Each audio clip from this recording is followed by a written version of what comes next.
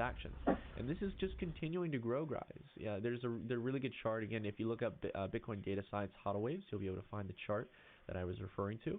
But again, this is Matt Odell, who's basically been taking a look at this, and it's showing that people are using Bitcoin as a store of value right now.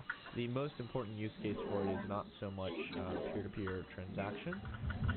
Say in some economies it is, but right now, many people are just simply, especially economies that use Bitcoin, they're just trying to find a way to hedge against their unstable currencies, corrupt governments that seize their wealth, things of that sort. Having something that's outside of the traditional system is very important. It doesn't have a direct ID attached to it, so I think that that's the very important aspect of Bitcoin. But let's see if it continues to expand, if we start to see some of the Bitcoin moves, that'll give us a really big difference in opinion if that starts to change. Now, I want to talk a little bit about the skeptics of Bitcoin. It's a person from Edward Jones, which is a very large retirement investment company, who basically came out and stated that they buy the Bitcoin movement and they want to trust they're skeptical of Bitcoin. So, again, the headline kind of gives a very bold perspective of who this person is.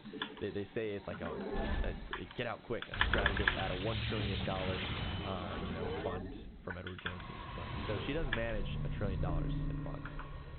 Edward Jones does his company. She's one strategist. That was probably. Anyway, Kate Warren, if I pronounced it right, is an investment strategist at Edward Jones, which oversees more than $1 trillion, said to never be a long-term investor in cryptocurrency. She also criticized the fervent speculation and excitement behind the asset class, attributing price moves to irrational investor behavior. Sometimes investing can feel like gambling. Alright, so she goes through this article, and I want you guys to look through it for yourself. Sadly, you have to get past the paywall because Business Insider doesn't allow you to do it. So if you go to Outline, if you look up this article, you can type in the link into Outline, and it'll bring this up for you. That's how I'm able to get this article.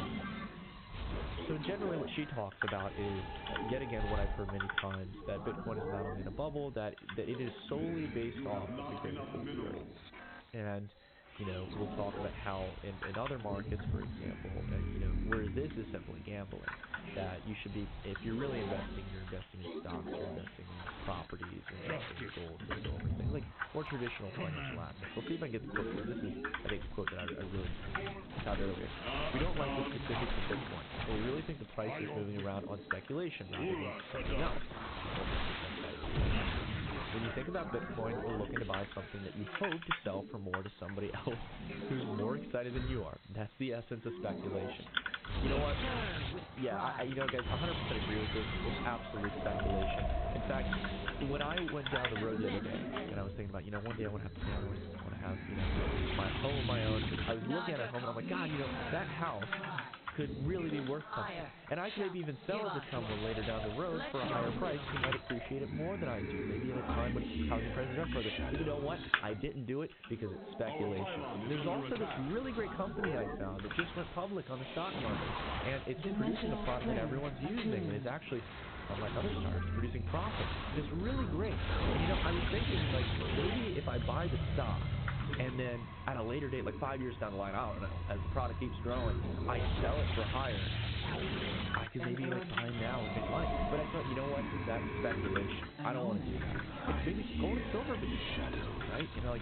Maybe if I continue to bring it down, maybe it might trend.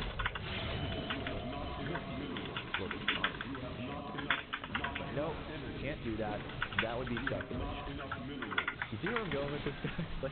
I think from the second you know this quote, probably felt like, you just probably felt self-doubt with this kid. The whole idea is it doesn't produce an interest rate because it's a new financial asset, that no one controls it, and that it's not a stock, commodity, or treasury. Because of those viewpoints, I think it's one of the most arrogant ways to view Bitcoin. And it shows it's just traditional, it's the logic of the traditional financial sector. What isn't comfortable? What isn't usual? Something that's new. And the thing that they'll always attack is theory, and that this is Beanie Babies 2.0. Beanie Babies 2.0 didn't exist for 10 years. Beanie Babies didn't exist for 10 years. They, just like the tulip bubble, went up and went down and never came back. They were fads. They were, short-term trends. Bitcoin, on the other hand, has historically, with every single cycle, set higher lows and higher highs. So what does this tell us? It tells us that, well, Bitcoin has the properties to be used as a store of value, right? And we've seen